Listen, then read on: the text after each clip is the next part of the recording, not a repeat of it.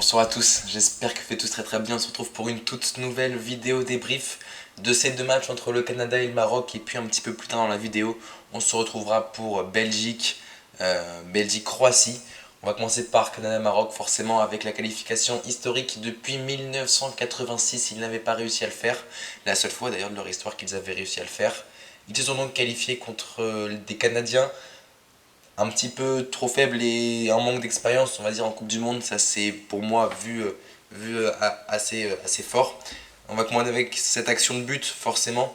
Euh, le Canada avec son défenseur central qui va remettre à Bohan, qui, alors je ne sais pas si il la pousse trop loin, s'il veut contrôler, s'il veut faire la passe, mais dans les deux cas c'est marqué, sachant, excusez-moi, sachant qu'avant la passe du défenseur elle n'est pas non plus hyper assurée.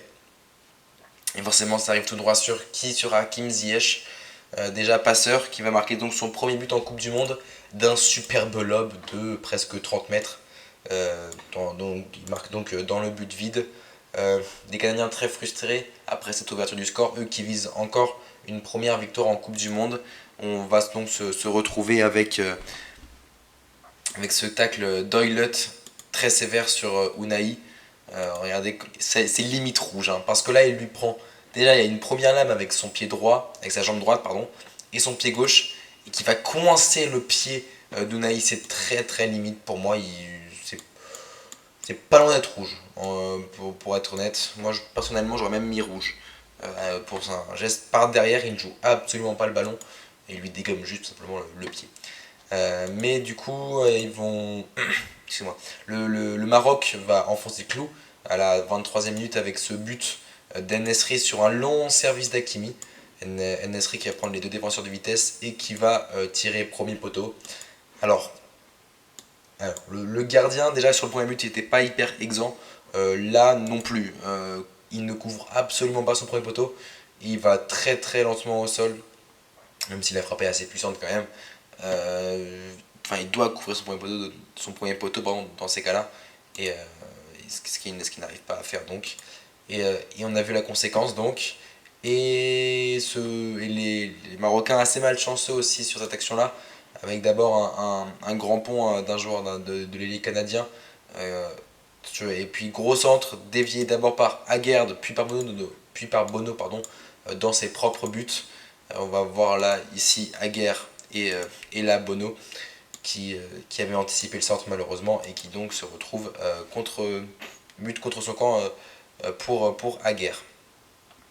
Et puis le but refusé, le doublé pardon, refusé d'En-Nesyri, complètement logique, hein, sur un long coup franc d'Hakim Ziyech.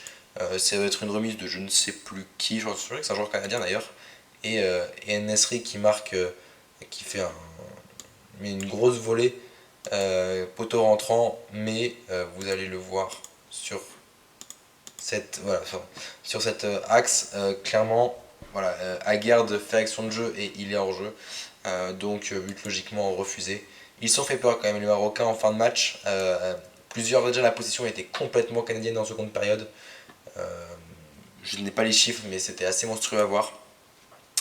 Et, euh, et donc cette tête, la principale, voilà, je vous l'ai mis la principale action, cette tête d'Hum Simpson, le capitaine qui venait de rentrer, le numéro 13 canadien, qui fait barre et sans rentrer malheureusement. Vous allez voir là voilà, les images. Euh, Bono qui ne peut rien faire derrière. Ce n'est donc pas rentré, la montre n'a pas sonné de Monsieur Taylor. Et voilà, et derrière, c'est je sais plus la tête de qui passe juste au-dessus. Et encore une fois, il avait le but vide, mais le timing n'est pas bon dans sa tête. Donc pas de but pour les Canadiens. Enfin, pas de deuxième but, pas de troisième but pardon, pour les Canadiens dans cette Coupe du Monde et dans la Coupe du Monde tout court. Mais sinon, bilan rapidement, bah, le Maroc mérite complètement cette qualification avec leur énorme match contre la Belgique et non,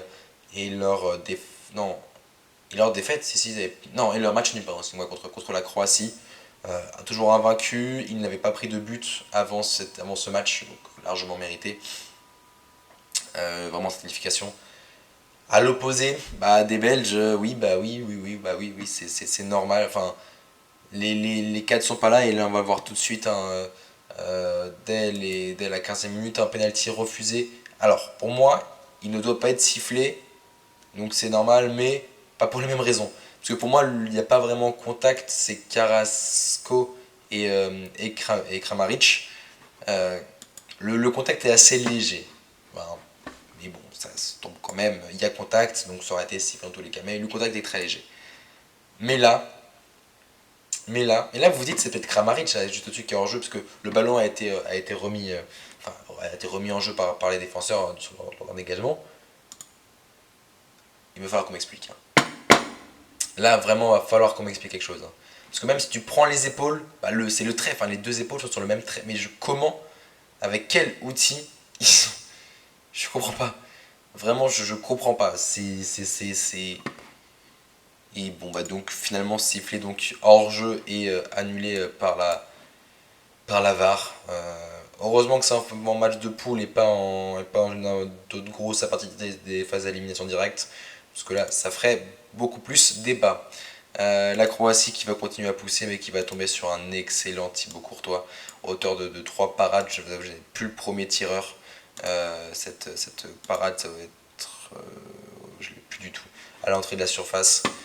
Qui tire, je crois que c'est Perisic qui tire, et l'arrêt de la main droite de main gauche pardon, de Courtois.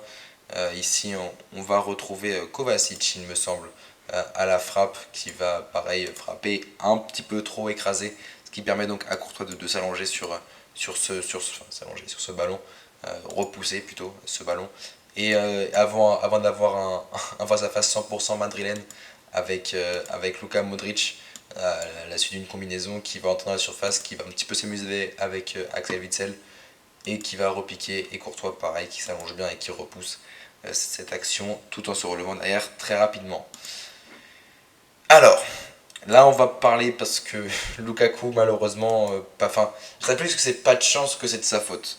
Bah déjà le premier, cette passe magnifique de De Bruyne pour Carrasco qui dribble toute la défense, qui est repoussé par un défenseur, je crois que c'est le latéral droit, j'ai plus en tête le latéral droit croate, qui va revenir sur Lukaku. Et là il y a Gvardiol et Livakovic devant lui, donc il doit un petit peu excentrer sa frappe et ça arrive sur le poteau, malheureusement sans être poteau rentrant. Là c'est un peu de la malchance quand même, on va pas se mentir. Le deuxième, alors, c'est Torgan Hazard, c'est Torgan Hazard qui déboule côté droit, qui centre, Livakovic rate complètement sa sortie, et Lovren, pardon, l'ancien défenseur de Lyon et de Liverpool, rate totalement sa tête défensive et ça arrive donc sur Lukaku. En fait, Lukaku, je pense, est surpris que le ballon arrive. Enfin, Livakovic, Lovren, ils auraient dû l'avoir dans tous les cas. Et bah, je pense du coup, il est assez surpris que ça lui arrive dessus comme ça. Et, et donc il ne va pas, et ça va directement aller dans les gants de Livakovic. Pour la fin du match, la Belgique est donc éliminée et c'est pour moi complètement mérité au vu de leur compétition. Il n'y avait pas les cadres au niveau, les Hazard, De Bruyne ça allait, mais Hazard, Lukaku, le milieu tenait pas forcément très bien. C'était un peu bancal, ils ont déjà une victoire très chanceuse contre le Canada lors de la première journée, mais voilà, c'est compliqué donc pour la Belgique. On a vu Lukaku en larmes, on a vu Meunier qui était épuisé. Écoutez, rendez-vous dans 3 ans et demi, hein. Maintenant, avec quelle génération, je pense que le Hazard, ça va partir. Enfin, il a fait son temps, Hazard. Maintenant, je vois pas où et comment il peut rebondir. Il joue plus en club. Enfin, faut qu'il rebondisse autre part, mais qui va vouloir de lui, c'est pareil. Donc voilà. Écoutez, c'est tout pour cette vidéo. J'espère qu'elle vous aura plu. Donc c'est la Croatie deuxième et le Maroc premier joueront soit contre l'Espagne, l'Allemagne, le Japon ou le Costa Rica qui jouent dans 3 quarts d'heure maintenant. Donc voilà.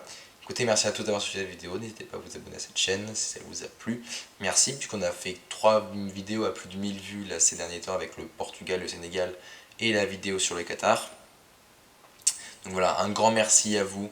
Et on se retrouve très très vite. On se retrouve même dans quelques heures pour débriefer Japon, Espagne et Costa Rica, Allemagne. Prenez soin de vos proches. C'était Marc.